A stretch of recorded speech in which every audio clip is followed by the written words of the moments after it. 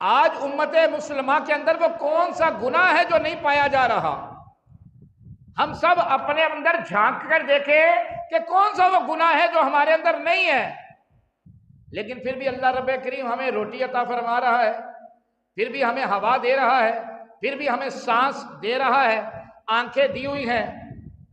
آنکھوں کا کمال دیا ہوا ہے، ہاتھ دیے ہوئے ہیں، سننے کے لیے کان دیے ہوئے ہیں، چلنے کے لیے پاؤں دیے ہوئے ہیں، لیکن رب پھر بھی پورے قرآن میں کہیں یہ نہیں فرما رہا کہ بندے میں نے تجھ پر احسان کر دیا، تجھے اتنی نعمتیں عطا کر دی۔ لیکن کبھی انسان بھی تو غور کرے کہ جس رب نے مجھے اتنی نعمتیں عطا کی ہیں، اتنی نعمتیں کہ اگر ایک نعمت کا شکر ادا کرنے کے لیے سجدہ کرے تو زندگی گزر جائے، مگر ایک نعمت کا شکر ادا نہ کر پائے تو ہم اللہ رب کریم کے لیے کیا کر رہے ہیں؟ اپنے رب کو راضی کرنے کے لیے ہم لوگ کیا کر رہے ہیں؟ اس لیے ہمیں چاہیے کہ ہم پریکٹیکل کی طرف آئیں۔ دین اسلام پریکٹیکل مانگتا ہے، صرف باتیں کرنے سے، صدقے خیرات کرنے سے، اپنے نام کے ساتھ حافظ لکھ لینے سے، عالم لکھ لینے سے، حاجی لکھ لینے سے یہ چیزیں کام نہیں دیں گی۔ زبان سے کہنا بہت آسان ہے کہ غلام ہے غلام ہے، غلامی رسول میں موت بھی قبول ہے، جو ہونا عشق مصطفیٰ تو زندگی فضول ہے۔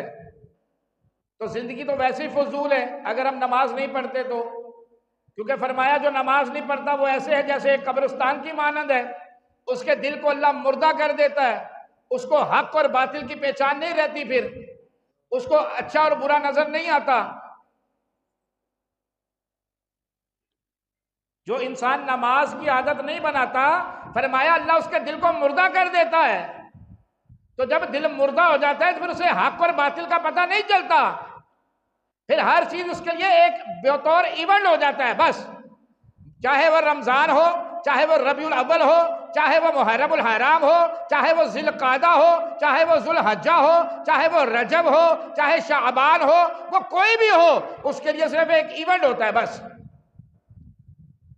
جنازے دیکھ کر بھی ہمارا دل نہیں پگھلتا، جنازے دیکھ کر بھی ہمیں موت کی یاد نہیں آتی ہے، حالانکہ انسان کی عمر جیسے جیسے بڑھ رہی ہے، بجائے کہ موت کا خوف پیدا ہو، بجائے کہ قبر کی سختی کا خوف پیدا ہو، پل صراط کا خوف پیدا ہو، قیامت کی وحشت ناکیوں کا خوف پیدا ہو، نہیں، بلکہ مال کی ہوس اور بڑھتی جا رہی ہے۔ آپ دیکھ لیجئے، اپنے گرد و نواح میں نظر دوڑا لیجئے، جس کی عمر جتنی بڑھتی جا رہی ہے اس کے اندر مال کی ہوس اور بڑھتی جا رہی ہے، بجائے کہ کم ہونے کے۔